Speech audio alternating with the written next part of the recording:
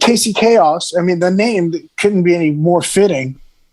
When he's on the stage, I mean, he would jump up on the Marshall with a head and a cabinet, and the Marshall be doing this. Oh my God! And Sonny be rocking, and then he'd jump off and fly into the drum set, and drums would fly, and Shannon's still crushing whatever's in front of him, and people are trying to put it back up, and they hit the drum in their face while they're trying to set it up, and then Casey would come over right after a setup and just grab the cymbal and throw it across the stage, like they just put that back. You know?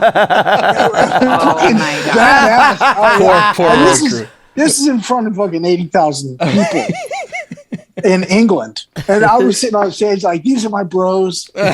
Yeah, that was pretty awesome. Hello once again and welcome to 2020. My name's Cory Peza, here as always with Siobhán Cronin and Benny Goodman, who is holding up the new Lost Symphony Chapter 3 record, which if you have not checked out, you should do immediately.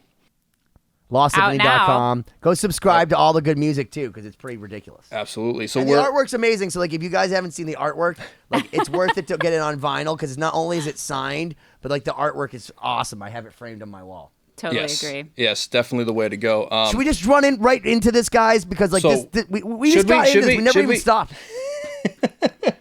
I was just going to say, if you've watched the previous episode with Shannon Larkin, our guest host, and Mikey Doling of Snot fame, Channel Zero, Soulfly, the conversation was so good, we just didn't stop. We let it just let it roll. Let it roll. So we're going to drop in to the middle of a conversation, and I hope it makes sense right here on 2020. Like, subscribe, do it. 2020-d.com.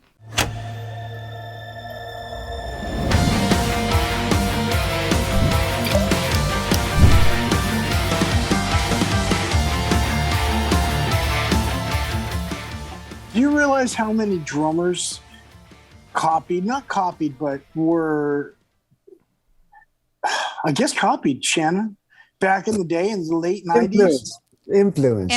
Listen, I'll tell you exactly how I found out, the day I found out. I was pacing around my backyard. Shannon was having some rain problems in Florida because he has quite an ecosystem going on, and he was very lamenting, and I understand because there was a lot going on. But we're talking, and he's telling me about. I'm telling him how I think, wow, I saw Wrathchild because I had never heard Wrathchild, and my drummer Paul Lorenzo said, oh, dude, I used to watch Headbangers Ball just for that shit. Those guys are so fucking awesome. You haven't seen them? Shit, fucking pull that stuff up on YouTube. And then sat me down like the child that I am, and I just went like,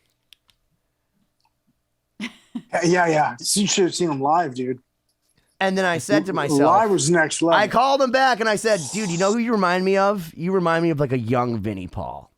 And he goes, Benny, let me tell you something about Vincent. There's a song called Ace of Spades by a band called Motorhead.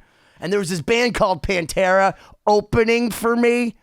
And we played this band called Motorhead for him. And Vincent came up to me and was like, what's that double bass thing that you just did? And I showed him.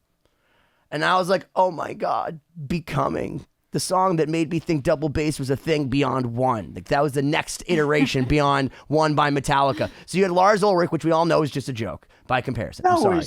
I'm just lying. I love Lars. He's the best. He wrote all the best songs. But he's on everything. But that said, there's another level, a new level. And it was Becoming for me. When I heard Becoming, I was like, what is he doing? Is it an overdub? I don't get. And Shannon was the guy that's like, hey man, there's a band, there's this guy named Lemmy who plays a fucking bass through a Marshall. Maybe you should learn something. The double bass thing was Lombardo to me. He was the guy. Yeah, for sure. When you heard Pre-Pantera. Yeah, I mean, you know. For sure. Pre-Pantera, for sure. The first time, every drummer in the country, every drummer in the world heard Angel of Death and went, oh shit, time to hit the garage. I mean, I was just a Slayer. Gene Hoglan back in the day was just crushing that shit, right? That like those Death records. Gene, I can't say enough about that guy's speed. Right. That dude was the one blowing everybody's head off for me. His work in Death was amazing. The band Death from Florida. But did he play with weights on his feet? Dark Angel? Yeah, he played with weights on his feet. Dark Angel's drummer. Yeah, that was his first band. Let's not flip over at Chuck Schuldiner, which a lot of. So first off, if you want to know what's metal, It's getting an MT2 Boss distortion pedal and plugging it directly into a board and then playing Death. That's the most metal thing I've ever heard in my entire life. And then you have Gene Hogan playing drums behind that guy. And if you haven't heard Death, go listen to it, be offended, and go, that's what you're talking about, and then realize it's genius. I saw them probably 5 times back in the day. I used to see. Did you What's see that like? Come on, catharsis. It was completely, mind crushing. I saw him with Hoagland, and then I forget the other drummer. I want to say it's Christie or what's his name? Richard Christie. You mean the guy that's from Howard Stern that makes all the crank calls, but he's really the best drummer ever. I believe he played in Death, right? Am I right about that? Yeah, Richard Christie definitely played in Death, and he's definitely a hilarious jerky boy wannabe. Right. I saw him with them too, and Hoagland as well. But Hoagland played in a million bands, right? With Strapping Young Lad, Testament. I think even was in Fear Factory for a little bit or something, right? Wasn't he? Yeah, for a moment? He was. His biggest band was the cartoon band. Oh, yeah, that's right. Was he in Metalocalypse? Reds in that band. It's amazing. Metalocalypse. Well, that's the biggest extreme metal band I think in history is Metalocalypse, I believe. Death Clock. Yeah, Death Clock. That's yes. it. Death Clock. Yeah. That's it. Yeah, on the show Metalocalypse. Yes. It's like a history lesson for me. Godsmack played, and it was us, then Megadeth, then Death Clock. Oh my God! And it was in California, and Klaus was there, Mikey. Wow. I got my picture with Gene that day, and he's like 6'5", 6'6". He's a huge man. He's a big boy. On him, man. I'm like, hey, Gene, man. And he remembered me. He's like, hey, Shannon. And he's real mellow and cool and nice. Way cool guy, yeah. And then and he's like, oh, and he's like really sweet looking and everything. And then I go, take a picture with me. And and then when I take the picture, I look at it later and he's like, and he looks at it. Hey, you know what though? I was going to in the 90s, I was talking about how everybody was stealing your shit back in the day. Because Shannon had moves. He had punch cymbals. He was swinging this way and that way. He did the stick where he would like the death hold. So many moves. And then I'd look over and see the drummer for, everybody, right? Cold Chamber would be doing it, or Seven Dust would be doing it. Jamie Miller was doing it. Jamie's a different thing because me and Toomer were looking for a drummer because I was singing in the band. Right. And we saw this band called Mary Suicide in Baltimore, Maryland. And Jamie Miller was a drummer. And, at the time, my band Rat Child was like the big metal band in Baltimore, Washington. And so we were scouting. Mary Suicide, that's right. We were Mary Suicide. And so Toomer and I were scouring the club. We that's how we found Jamie Miller. And so I personally wanted him to play like how I move and showed him the fucking things. And so you're like Obi-Wan Kenobi and he was like Luke and you're like, this is how you use your lightsaber. 100%. Yes. Benny fucking Goodman. That's correct. And so he, or Yoda. Let's go with Yoda, dude. Yeah. Shannon's not that old. Come on. Hey, let me get back to the first time you saw Mary Suicide, you accidentally walked in on that? No. Me and Toomer were trolling the fucking clubs in Baltimore, Washington, looking for a drummer badass enough to play behind me, man. Because I was a drummer, but I was going to sing in this band. I'm a pitbull, which ended up happening. And I found the great Jamie Miller, who, like I said, I just showed him, how I do this one little move. And he went from there. Like, same thing if Morgan Rose saw me in the 80s or whatever. These guys didn't copy me. They were inspired and made their own fucking moves and started being showmen. When I first started doing this shit, most drummers just sat and played, they weren't, drummers are made to be heard, not seen or whatever. Yeah. And I was a little punk that was like, fuck you. I want to be Angus Young on the drums or whatever. Right. And that's the thing. And so which you were. Yeah. So I think I inspired a bunch of drummers, but I never would say, they ripped me off or anything. No. I mean, Morgan Rose, dude, he's one of the best drummers in rock and roll, man, straight up. But he definitely was influenced you in the early years, and is still to this day is carried into what he's doing now. But I mean, well, the funny part is now that I'm younger, right? So I didn't know Wrathchild. I grew up and I saw I remember hearing Seven Dust on the Ozfest 97 Best Buy free single, right? You guys all remember that. What a fucking great tool. If you went to Ozfest, that you could go into Best Buy with your ticket and they'd send you this double CD. And I remember fucking hearing that, and it blew my fucking mind. And that's how you actually found bands. Remember when they used to release actual promotional singles, and that's how you discover stuff? But that's how I heard Seven Dust, was they put Black on there. And I remember going and seeing them with Snot, November 27th, 1997. And I remember thinking to myself that Morgan Rose was one of the fucking sickest drummers I had ever seen. 100%. Because he was just like fucking Spinal Tap. He was like the Spinal Tap where it was like Animal. And I'd never seen that yet. There we go again, but you know where he got that from. Yeah, and that's the thing. Thank you, Mikey, because, if you're me, see, what happened was also, all these cats like made it before me that I influenced, right? And so what happened then is they started inspiring and influencing all these younger drummers, which are like second generation Larkin. Well, you're like the OG player. I'm just saying. Hey, any one of these drummers will admit it too. You talk to him, you say Shannon Larkin, like, oh yeah.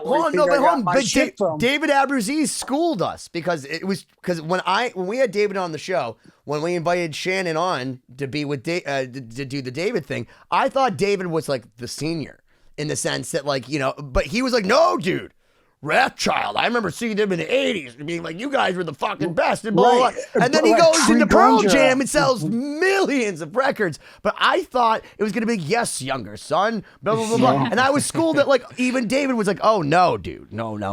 Absolutely. Shannon the mighty Shannon Larkin. Shannon Larkin, I salute you. Yeah. And that's literally, I think he said that exactly, was Shannon Larkin, I salute you. Yeah. So you were Angus Young on the drums because he did salute you. It's true. We've exhausted Shannon. Yeah. I know. He's like, move on. Let's talk about Mikey Doling more. Oh shit. Why don't you ask a question, co-host? Hey, Shannon. I got a question. What is it? So is the new shows that you're going to be doing in Belgium, is there a new record coming out, or are you supporting Feed Them with a Brick, or what? Well, we had another record come out since Feed Them with a Brick called Exit Humanity, which we've already. Okay, which I have that. I wasn't sure the order of them. Yeah, you have that album. I have Exit Humanity, but I have the. Did I send it to you, or did you go online and get that? Vinyl that you sent me, but I also. Oh, okay. I also support my friends, and I buy. I love that. You have that. Dave Fortman mixed that record, by the way.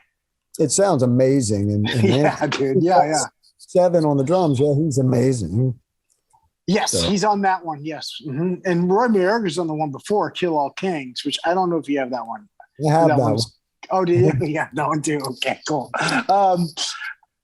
No, but we're going, it's more like we're not supporting anything new. It's just like COVID's over. Let's play some festivals, Yeah. And actually, this is pretty cool. In Belgium, the official day that they're letting festivals happen again with no separation of 6 feet and masks and all that, because we're actually doing 2 festivals where they still got to wear masks, and they put 10 people in clusters on a field. 2,000 people separated by 10 at a time. Think about that. Wow. Festival. It's really weird, like looking out there. People are like in these little gates. Pods. Yeah. It's gonna be so bizarre. But we're doing 2 of those like in 2 weeks or something from now. This one goes out to Lysol. But then August 13th, we're playing the first festival where there's no holds barred.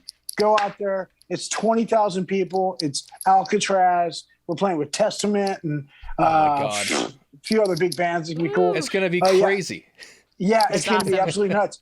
And we actually asked the promoter, because we're headlining the big tent. We go on like 11:30 or 11, something like that, which the tent like holds 5,000 people. You know those tents at festivals. We're headlining that thing. We got full production with fire and the whole 9 yards.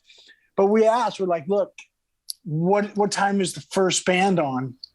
And they're all, I think it's at 2 p.m. we're like, can we go on before them? They're like, what? We want to go on twice a day. We want to open. We want to be the first band to go on since COVID in front of a crowd that doesn't have to be segregated or whatever. God.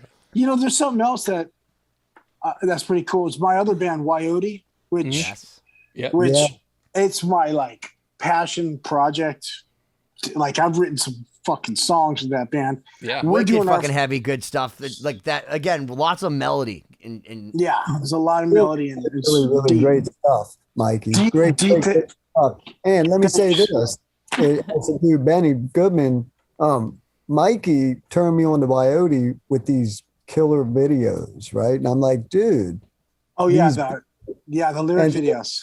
So he fucking hooks me up. So all 5 of those videos that we made for the Apocalypse were all done by David Proven, his guy. No drugs required, by the way. No drugs required. Just watch them sober, and you'll still think the flashbacks. He's so good. David's the shit. Amazing. Like one of Mikey's Wyote videos, it's just so cool. He did the Shogun Warrior thing, and it looks, and the way, like you tell him, you know, just give him like some clues, like a black. Or David, yeah. Mm-hmm. Yeah, and he goes, man. So I always thank Mikey for that too, man. It turned into But hey, the reason I brought up Wyote, if it's okay if I continue, go. Is because Wyote's playing our first show we've ever on September 4th in Belgium. We're doing a festival out there. That's amazing. Yeah, so I'm pretty excited about it. So I'm doing double duty. I'm doing Channel Zero, and then I got 2 Wyote festivals or Wyote shows on top of it. So, isn't that cool? Yeah. Just for anyone that's listening, where can people find the Wyote stuff? Okay, we haven't released anything yet because, and there's a reason why. In the beginning we had a different singer, and that's what you saw, Shannon, with those lyric videos. But since then we replaced our singer because unfortunately we started doing rehearsals and you couldn't really pull it live. So we had to replace him. So I called Aaron Nordstrom from Gemini Syndrome. Oh, yeah, I know Aaron. My boy, I produced their first record, Gemini Syndrome's first record that got them signed to Warner. And we're friends ever since that. So I asked him to do this with me as a side project for him because, of course, he's busy with Gemini. That band is full on right now. But we got in the studio together with Chris Collier, who's producing like the new Korn stuff, Prong, Doug Pennick stuff. Anyway, we got together, and those are the songs I sent you, Shannon, that we did. Amazing. And thank you.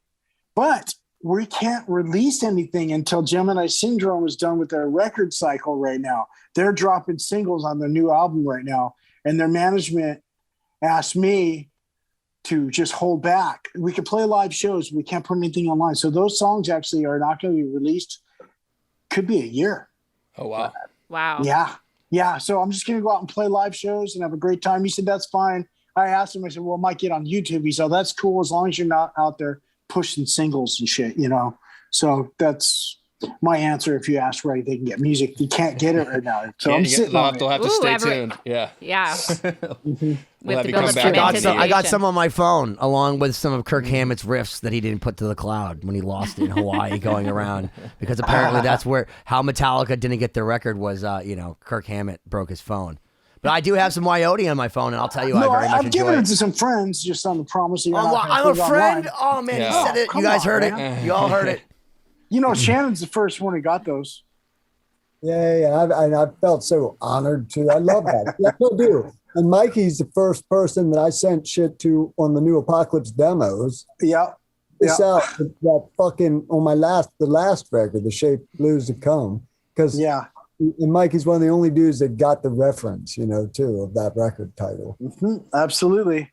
Yep. And that's why I bought the damn vinyl as soon as it was available. I'm like, I want to try to be the first guy. So I bought it. I don't even know, yeah. Well, I love the fact that you guys are showing the camaraderie in like the music industry because like obviously so many people are used to like, bands, a lot of the time we'll put down other bands like to see bands lifting each other up, especially after COVID too, because if anything that COVID did for me, it just makes me like, I'm so excited for any success for bands. Like where I used to be like, oh, fuck that guy, he sucks. I'm like, oh no, good for you, man. Good for you. Play your shitty covers with your shitty fucking cover band. Like, but you're making money and you're doing what you love, and like, I'm proud of you. Like, that's how I feel now, because like, if this has taught us anything, stop being petty and just support your friends and support music, because it's fucking better than 99.9% of everything else. Hell yeah. Yeah, it seems like, especially with you guys, you know, because you've been doing it for so long and you're in that club, it seems like a pretty small club of musicians that have really stood the test of time. And it's been a long roll. Yeah. It's, you know, it's not an easy career to make last. So, well, Shannon came right out of high school, even before he graduated. It was touring in a freaking car. Yeah. Like when he was like 15 or 14 or something, right, Shannon? True. It's true. Yeah. I got lucky, you know. I hear you're in your 50s. I mean, I landed, you know, from Rothschild, America, where this dude, Sully Erna, came to see us play in North Carolina with Reed, the drummer from Corrosion Performance. God rest his soul, man. Yeah. Icon. Fucking icon, hero of mine. Yeah, absolutely. And then his friend Todd. But that night, and then we just hit it off. And, you know, wow. Years later, I got lucky, you know, because I joined this tank that, you know, has just for 18 years now just kept being successful, you know, and so it's enabled me, you know, to be able to still do things like people back alligators, fucking, you know, back alligators, dude, Mad Dog, you know, funky ants, and I've always, you know, Mike. Oh, that's right, the ants, dude. I've always had that with shit. Shane, and on the side, that's how it's always, you know, but I'll say this: it's so hard, and when you do get in a band like Godsmack, you're so grateful to the universe. I mean, you know, words can't describe it, but also how we talk about the pettiness of like other bands and blah blah blah and shit like that.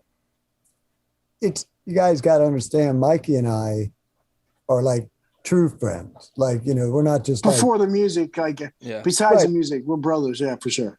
Thing is, it's because of our history together, and I lived for 10 years in the same town as him, so you know we came up together kind of, and like, you know, so it's different if you like have a friend that's a good friend, like the seven Dust dudes. To me, I'll call Lejean sometime, maybe once, I don't know, if I'm somewhere I'm reminded of him, it might be 2 years before I call Morgan Rose, say, hey dude, how are you, or whatever. Or Morgan called me a couple months ago, just out of the blue. Hey man, I want to tell you I got this new single out, or whatever it was. But they're friends. But I wanted to stress, you know, Mikey and I are friends. It's old school, man. Yeah, brother, for sure. There's a difference. Therefore, you know, we know, like, he doesn't, I like what he does, he likes what I do. There'd never be a moment where I'd have to say, yeah, I'm not really into that, bro. Because we're too much the same musically and everything. Yeah, absolutely. Mm-hmm. And all we used to do was like listen to music. That's, you know, and drink. Dude, but mid 90s, man. That apartment with that 6'4" Impala, and Whit was living up in the he was your neighbor, and Klaus. The Snot house, dude. The Snot house. The Snot house. Oh my God. Yeah. It was a party. It was the 90s. It was great, man. I mean, like, we partied. Yes, we did. How about this? We had the Snot house, right? All the guys in Snot lived together in one house. Yes. Okay. And we rehearsed next to the local strip club next door. So we'd be jamming in the day, take a break and go into the strip club and pull the strippers out. Oh yeah, they'd be wanting to hang out with us because we're Snot. And they'd come and watch us jam, and then we'd take them back to our apartment, or not apartment house, to the Snot house, and they would buy us all groceries and They had money, we didn't. And then we the irony. That's such the cliche. The strippers paying your bills. That's but that's really smart. Because you want to know what strippers have such disposable incomes. Like if there's anything I've ever noticed from strippers, they're like, like when they go out with their friends, they buy the expensive bottle of Moet. They go out for dinner, and you're like, how do you get this? Like, oh, this is just like one night. You're like, really? So good for you guys for making use of that. Moet back then. I was more like, let's get a bottle of Jack. Tell the strippers what to buy. But then anyway, and then we had this house, the strip club, the local place, Toast Tavern, where we could sell it out at any time we play it.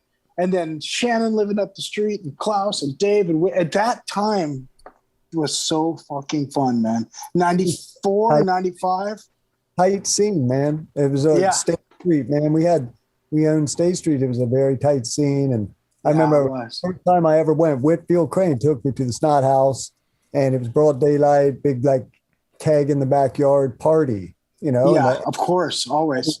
All the people there, and it was the first time I met Lynn Straight, and it was a perfect for me meeting Lynn for the first time because I happened to have a Bad Brains shirt on, so I immediately he liked me right away because of that. Yeah. It was a cool shirt, so I was in.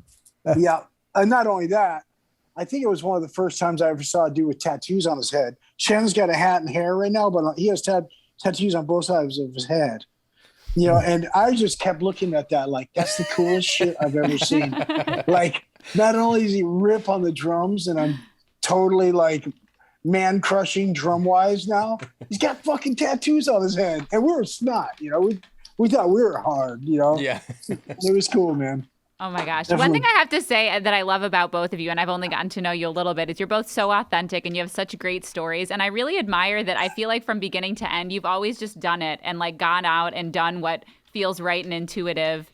And obviously you've come together as friends, and it's not a surprise because I feel like you both have that similar spirit. And that's so amazing to like see the longevity of your friendship and all these overlaps. And I feel like there is this ebb and flow in the music industry where the people of a similar spirit eventually come together, So it's really weird. cool like to we've see been that. in different bands forever, but it almost feels like we're in one big band, like with him and the Tumor and Jamie and Sonny and the guys in UKJ. We just felt like we're like one big band, even though we weren't. I don't know. We really loved each other like that. You and Soulfly, like he gets in a band with Roy Mayorga, who was Amen Sound Man. We're all one big. The scene was so tight. Like System of a Down used to open for Snot. I mean, it's a scene, man. Yeah, definitely. It felt like that. And when we see each other or talk, like even now, we haven't. I didn't even call Shannon before this interview. I was like, by the way, I put smiley face and heart back because I was still out finishing. I got finished feeding my fish, so I only have my Apple Watch thing. So I just. Oh, okay. Yeah. Because I didn't want to like burn that card of when we first saw each other. Like, hey, dude, I wanted to be authentic instead of talking for like, what are we going to talk about, dude? Right. No, I wanted to be like this, that. Spontaneous. For sure. Yeah, for sure. So it's you guys had in the mid '90s like this just crazy party scene. In the following years, were there any like good stories where you guys maybe ran into each other after some time on tour? Yeah, I ran into Shannon in England when we played Ozfest at Milton Keynes, and he was in Amen, and I was in Soulfly. That was pretty fucking epic. Go on. we crushed 80,000 people right before Slipknot, which was nuts. And then I went over to the second stage, which is a huge stage, and Amen put on this performance that was just outright dangerous. Like, it was insane. It was dangerous. Can you describe how is it dangerous? Well, Casey's like cymbal stands in the crowd with cymbals on them. I mean, people get hurt. Right. Right. It was dangerous. People got hurt, man. Oh, for sure. Casey Chaos. I mean, the name couldn't be any more fitting. When he's on the stage, I mean, he would jump up on the Marshall with a head and a cabinet, and the Marshall be doing this. Oh my God. And Sonny be rocking, and then he'd jump off and fly into the drum set, and drums would fly, and Shannon's still crushing whatever's in front of him, and people were trying to put it back up, and they'd hit the drum in their face while they're trying to set it up, and then Casey would come over right after a setup and just grab the cymbal and throw it across the stage, like they just put that back. You know, Oh my God. badass. Poor And road this is crew. this is in front of fucking 80,000 people in England, and I was sitting on stage like, these are my bros. You know, yeah, that was pretty awesome. Yeah, and ironically, you know, Toomer and Sonny from Snot were in Amen after Right. tragedy. Right. So my brothers were playing with my brother Shannon and his brothers and me, and then we sat on the second stage after they closed it down. Remember that? And watched Black Sabbath together. Yes. First time Ozzy'd been there in 25 years or something with Sabbath. Wow. We watched that. Damn. Yes, we did. And Tool, I think, played. We Yeah, had to- Tool played too and Slipknot. oh, yeah. And Remember Slipknot? I'll never forget that Tool, because it happens, but Danny Carey made a mistake and got all out of time in what the fuck song was it? But anyway, and then they actually went. If that happens in a band like Tool, well, it's a train wreck. You have to stop. You can't. There's no way. Usually, like in a blues band, somebody gets off. You can look at each other, or even metal, and get back without having to stop. In Tool, if you fucking get off, you got to stop. So they all stopped, and Keenan goes, "Yeah, we're real fucking professional." I was like, what a dick to say that because his band, you know. Call his boy out like that. That's not cool. I get it. Anyway. Yeah. I remember though, just sitting on that second stage, it turned into something for the bands to be able to watch the show, right? Is that right? We were sitting up there like me and you and Sonny and Toomer, kind of just all arm in arm, like watching Black Sabbath perform in England. First time in 25 years with Ozzy. I just remember that moment, like burn that into my brain right now, because this is a moment, like probably the greatest rock and roll moment of my life. One of them. Rock and roll history. Rock and roll history. We were a part of. Can I tell you that under strange happenstance, I watched Black Sabbath with Ozzy for the first time with one of your friends, John Dolleyman. Oh yeah, like the drummer from System of a Down. So I remember being backstage at the show because I was working for a magazine, and I saw my friend Nicole backstage, and she got backstage because she took a hat from a drummer. Oh, and later she comes out with this dude, and I'm like, wait, I think I recognize this guy, and it's John from System of a Down and Surge, and we literally watched Sabbath for the first time at Great Woods in Mansfield, Mass, with John and Serge. Cool. And I have pictures of my brother with John. Like, and John looks like he's like literally super young because it's way back in the day. Yeah, but I just remember thinking to myself, like, because we didn't internalize it now, but now you think about a band like System of a Down, who's like a legendary band. But it's like when I saw Black Sabbath with Ozzy for the first time on this exact same tour you're talking about, like. I saw that. Can I tie the story into something else that's awesome? Absolutely. Shannon, when you played with, was it Ozzy or Black Sabbath? I forget. Both. Cheetah. Both. Okay, that's what I meant. Rock star. Can we talk about that? Because who can say that they played with Black Sabbath? You know, played drums for Black Sabbath. That's just Shannon Osbourne might not agree. Well, She might say it never happened and just erase the tape. we don't need that. But Shannon, I mean, no, you know, I actually told that story on this show, this very podcast. But in a nutshell, you know, through Whit Crane, Robert Trujillo would see me play with the Back Alligators of all bands, but that was enough to make him tell Sharon Osbourne I can replace Mike Gordon with this guy for a one-off. right. And so, you know, because he played for Ozzy, and so it was. Bill Ward was still, you know, too fat to play for Sabbath on their reunion, you know, and so they got Michael Borden, and so it was 98, and so I got the call, Sharon Osbourne, like, yeah, right. She's like, no, it's Sharon, and then I knew it was, And that's so badass, man. My God. To this day, it's like, I love the look on your face. It's so authentic. It's like, no matter how cool things are, Sharon Osbourne calling, saying, hey, do you want to fill in for this band called Black Sabbath? Because Bill's too fat. Come on. It was just, the dream. But hold on. But did you say you played with Ozzy too? Because I love Sabbath, but I got to tell you again, just like Van Hagar, I liked Ozzy solo Blizzard of Oz era for me, the Randy Rhoads stuff. I understand Tony Iommi was the father, riff master, and Heavy and Geezer Butler, and I get it. Here we go. Like Mr. Crowley and Over the Mountain. Resident musicologist I don't of rock know, history. And you can't kill rock and roll. The Lee Kerslake stuff. Later, Tommy Aldridge. Bro, that was for me. So how about playing Sabbath. those songs, dude? Like Mr. Crowley and Crazy Train. Was that Ozzy Osbourne or was that Joe Holmes at that point? Well, it was. Excuse me, Zach or Joe? It was Joe, Smoking Joe Holmes. And what was that like playing with him? I love Joe, man. Spirit guy. He was so amazing, and Robert Trujillo was a great band. He got overlooked a lot, I feel like, now in the history because people don't remember Joe Holmes. But when I saw Ozzy for the first time, it was Mike Borden and it was Joe Holmes. Ozzy make a record, he'd get scared and say, I need Zach or else I won't be successful. But first, let me go back to the Randy Rhoads thing. And so Randy Rhoads, was a gift from God to Ozzy.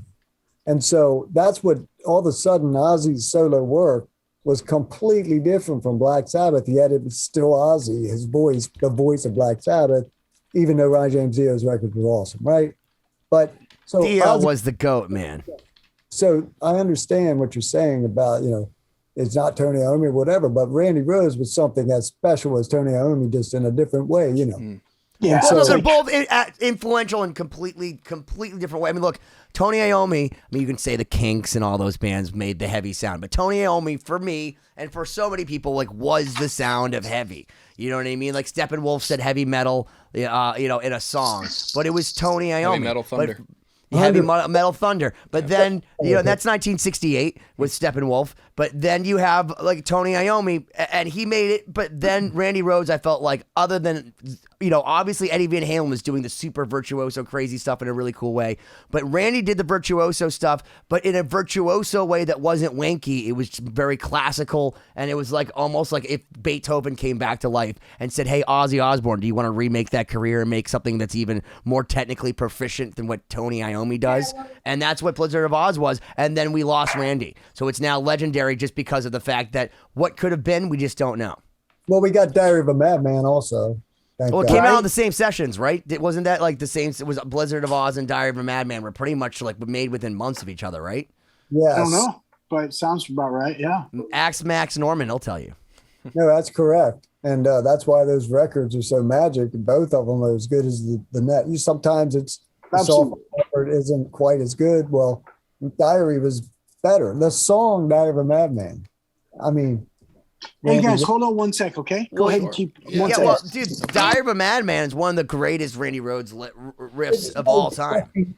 It's like classical music, kind of. I mean, you have Lost Symphony. That's more like classical music, but it reminds me of classical music when I hear Diary of a Madman. It's so symphonic sounding. I have to go back and learn some more. I learned one Randy Rhoads solo, but I got to go back and learn all. Well, we got to go back and have you do Carl Orff before, because that's what he used to come out to, was Carmina Burana.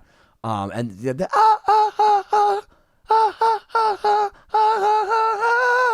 Ozzy came out to, has always come out to that. So that's when he would come out. Because we're doing Over the Mountain. We did Over the Mountain, by the way, Shannon. And I said to her, because she was like, well, how can we make this more classical? I'm like, well, if you want to make it like a real Ozzy fan, anyone who listened to bootlegs of Randy Rhoads, because there's no live version of Over the Mountain available, listen to it. It was always track number 1 on the bootleg, and he'd come out to Carmina Burana. So I said if we were going to do a cover of Over the Mountain and we had a violinist, we just had to have her cover Carl Orff, because it just sounds like it's the right thing to do if you're going to be doing Randy Rhoads, because that's what Randy would have come out to.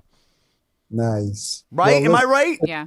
Funny story. So when I played for Ozzy Osbourne, which was the same day opening for Black Sabbath, but so I, went in the Ozzy Osbourne. There was an Ozzy Osbourne dressing room where Robert, Joe, me, and Ozzy were before the Ozzy. And then there was, of course, the Black Sabbath dressing room where me, Ozzy, and Tony were. Right. Shannon? So in the in the Ozzy dressing room, I dressed in white for the Ozzy gig, you know, and then when I went to Black Sabbath, I dressed in all black. But what was my point? I had a reason for saying It doesn't matter if you're black or white. No. Cheetah, really? You had a cheetah. Well, Ben was saying how they would come out to Carl Orff. Did that spark a memory starting the Ozzy show? Yes. Randy Rhoads. Didn't spark it so hard that I remember it. Diary of a Madman. But it's playing with Ozzy. I don't know. The sentence started. Well, when I was playing with Ozzy Osbourne. So anything you said after that was pretty great, no matter what. It works. You walked into his dressing room, and you were looking at him as he was looking at you. Oh well, I can say this funny story. So he said, "You don't." And it was before we went on the Ozzy show, and he looked at me, and I was all dressed in fucking white beer, white shorts, you know, like Chucks, and he was like, "Look good, you look good. No eyeliner." And I go, "Yeah, no, I didn't wear any eyeliner." Right? He's got ass eyeliner. He goes, "Well, you know why I use the eyeliner? Because after the 10th row, no one can really see your eyes without it. But with the thick eyeliner on, 50 rows back, it looks they could see it." It's true. And I never forgot that. And it became a habit to put eyeliner on before we go on stage. Any band I'm in, it's just because Ozzy told me that. Because Ozzy, yeah, okay. Wow. I'd take that advice. I used to wear eyeliner because I thought chicks made me think it was like vampire like, and it made me hotter. So it'd be like, but I'm in a band. That's true too. That works too. Okay. Hey Shannon. Siobhan's like, no, that doesn't work in Miami. Shannon, remember that Les Paul that I had? That I did the old Les Paul, the early Snot. Remember that? Yeah, I thought I'd break it up for you. Yeah. There it is. Oh wow. That's the one, Shannon. The same one, brother. Yeah. We get the full story on that one on your last episode, Mike. Correct. It was amazing. Go check out Mikey Doling. Such a good story of that guitar. Talking about Wyote and Channel Zero. That's the one. And Snot. Yeah. That's the one they recorded the album with. Yeah. Get some. Yeah. That sat at a club or like a bar or something like that, right? On the beach? Yeah, it's right, and then you got it back. Yeah, remember Velvet Jones, Shannon? Of course. And Craig, the owner. Well, after I beat the shit out of the guitar on stage, it was unplayable. It was just neck was like this way, and it was just destroyed from beer and blood, and throwing it across the stage. Not sunny. Nothing like a classical music concert. Not a bad throw, just like, hey, bro, Craig put it on the wall at Velvet Jones for 17 years. It sat up there, and I would go in there and drink or whatever, and I'd see it up on the wall. Hey, there it is, unplayable Les Paul that I had so much great times with. And then, of course, it sat there through all those other bands coming through there. Well, when Velvet Jones closed, I don't know, 6 years ago, Craig called me and said, hey, man, we got to have dinner together. I didn't even think about the guitar or nothing. I was sure. So I went to Santa Barbara, had sushi with him. And he's like, hey, man, I got something in the car for you. And we went out to the car, and he broke a case out, and this was in it, fully refurbished and redone. What a champion. Wow. Dude, right? Dude, it was unplayable piece of garbage wood. It was firewood. And he had it completely rebuilt and fucking like new for me, dude, and gave it to me. Wow. That's epic, right? So are you still using that one on stage? No, this one's kind of retired, you know. It's in the case in the house.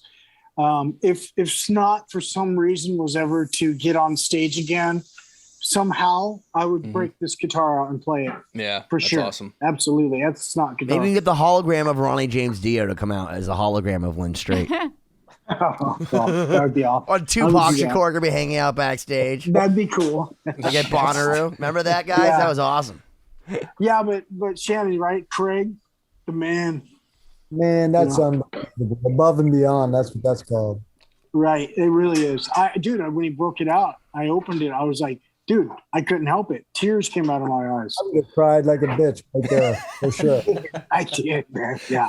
And they took a picture of me. I'm like looking up. Wasn't that a song that you did or something like that, Shannon? Crying like a bitch? Crying like a bitch?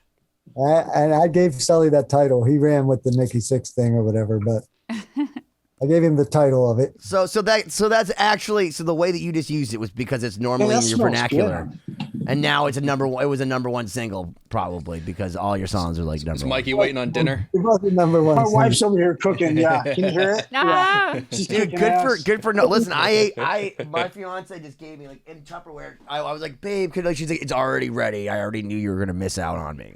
What are you making there, babe? Dude, Steak and broccoli. Isn't this awesome? Good for dude. That sounds delicious. Yeah.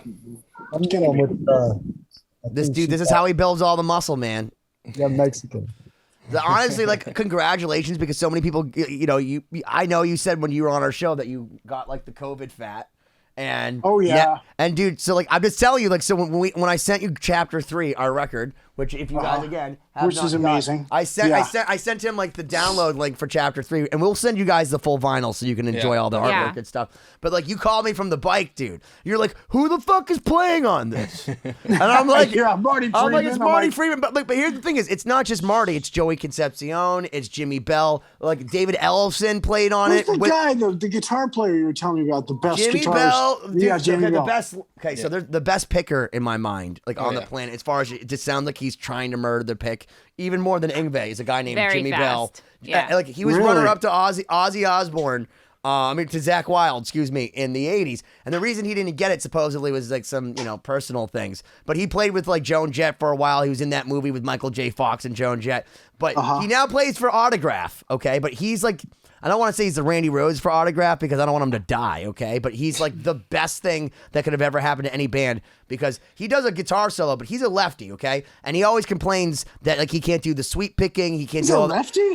Yeah. But he doesn't need to because he literally plays like, and I'm not throwing my boy Rusty Cooley under the bus, but if Rusty Cooley played like Brian Setzer, that's like he plays like these like completely like Brian Setzer like Yeah. old school Yeah. Les Paul The style shit. percussive picking is But you hear dude, if you every want to note. freak your Insane. fucking, if you want to say to yourself, I've never ever seen someone pick like this, go look up Jimi space Bell. Listen to him on our record. Jimmy You'll Bell. hear, you'll, I'll you'll, check you'll it hear out. him just by his picking. Just by his picking. When you hear I'll the look it up crazy right after picking, this. the ferocious picking, you'll go, that's Jimmy Bell, and he's playing it left-handed. And there's no Okay. cheating. Yeah. It's just him doing takes. And he'll call us afterwards, Benny, are you sure you got it? Meanwhile, Corey's like, I don't know which one to use. They're all fucking You got ridiculous. 15 amazing takes. Right. How do you choose? That's cool. But yeah. Listen, So, hey- I know you. Well, go ahead. I don't want to interrupt. I was going to say, I think I got to cut it a little bit, guys, and I Please wanted to do. give some love to Shannon. Like, man, I'm so glad we got to do this together, Absolutely. bro. My brother. We got a very long friendship, man, and every time I see you, it's just like I saw you yesterday, and I'm just really happy to be able to share this. It's cool. I love you, my man. I do. Me too. I miss you Yeah. too. And we appreciate you guys coming on. Dude, Yeah, thanks to both love of you. this, This and is you so guys. cool to observe. It's just, Cool. I just want to like breathe it in because you guys are so genuine, and it was fun because like we could genuinely say we brought our friends together. And Yeah, for sure. I learn stuff every single time because you know what, I call myself a defender of the faith and I throw around a lot of like semi-true facts, but it's always really nice to hear I like people it. who are really there. And you guys set the record straight, like, hey, no, this is how it happened. And I also appreciate you guys being so candid because, look, it's a hard thing. And I appreciate, thank you for telling us and also sharing. Let's take a moment to share in the memory that was Ollie Herbert and the memory that was Lynn Strait and all of our man, friends that for we've sure. lost. All So those thanks to all fallen those great guys. heroes, man. Yeah, for sure, bro. Got you. Absolutely. Respect. Okay, dudes. Yeah. Best Go of have luck. some Shannon, amazing Thank you steak so and much, broccoli. guys. Okay, much love to you guys. Shannon, Same you're to you. on notice, Thank bro. you. We better be jamming soon, man. Yes, we will. We will. I I want to promise. see that. Hell It's yeah. gonna be. Listen, gonna- Shannon, the buzz has started, my friend. The buzz stay has tuned started. to 2020 for the updates. Just don't give him a mic, Shannon. Oh my God. I was like, I stroked out in my late 40s from all the fucking headbanging and shit. And literally had a stroke and was in the Oh my hospital. gosh. Wow. I did. And my doctors were like, you can't bang your head anymore like that and whatever, You rocked way too hard, man. I was trying to, put like sunglasses on stage because I'd just forget and start banging my Sure, head. yeah, it's like muscle memory, of course, yeah. Well, I still do, by the way. And it turned out that I got a heart surgery. I had a hole in my heart. And that was allowing these blood clots to slip through. And then when a blood clot slips through and goes to your brain, like typically it goes through the 4 parts of your heart, and it just dissipates the blood clot so that it doesn't go and hit your brain. If the blood clot hits through and hits your brain, it makes a stroke. Pow! So, I was in my kitchen, bang! It's like, I thought it was home intrusion or something, all of a sudden I felt like hit. Well, it was a stroke, man.